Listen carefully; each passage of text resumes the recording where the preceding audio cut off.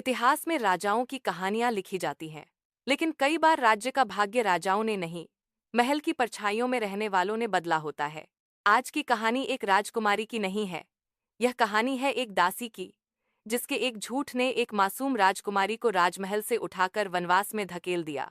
और यह भी कहानी है उस दासी की, जिसे अंत में अपने ही कर्मों के सामने झुकना पड़ा।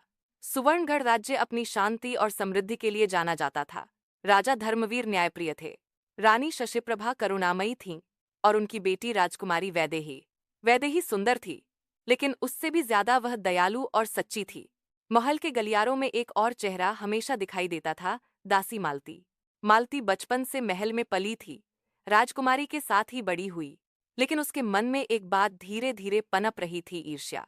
मालती देखती थी राजकुमारी को सम्मान मिलता है, प्यार मिलता है, भविष्य मिलता है, और वह सिर्फ आदेश।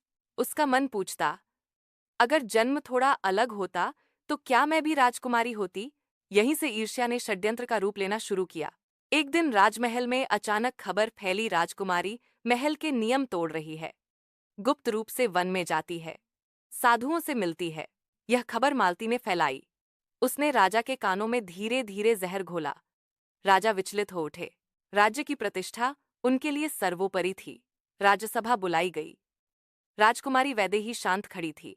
उसने कहा, पिताजी, मैंने कोई अपराध नहीं किया, लेकिन कोई प्रमाण नहीं था, और झूठ हमेशा सच्चाई से पहले पहुंच जाता है। राजा ने भारी मन से आदेश दिया, राज्य की मर्यादा के लिए राजकुमारी को कुछ समय के लिए वनवास दिया जाए। रानी रो पड़ी। राजकुमारी ने सिर झुका लिया। वन कठोर था, शांत था और सच्चा था।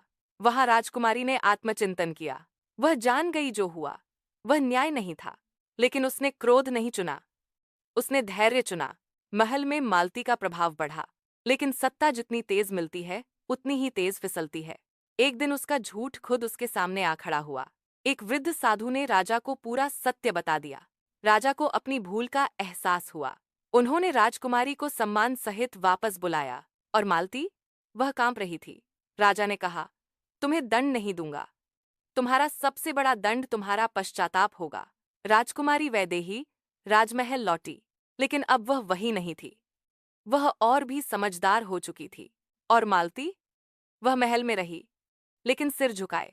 यह कहानी सिखाती है, सत्ता झूठ से मिल सकती है, लेकिन टिक नहीं सकती। और जो किसी को अंधेरे में भेजता है, वह अंत में अपने ही अंधेरे से घिर जाता है। अगर आपको यह कहानी सिर्फ रोचक नहीं, अंदर तक छूने वाली लगी हो, तो कहानी किड्स कॉर्नर को सब्सक्राइब जरूर करें, क्योंकि यहाँ कहानियां सिर्फ सुनाई नहीं जाती, वे याद रह जाती हैं।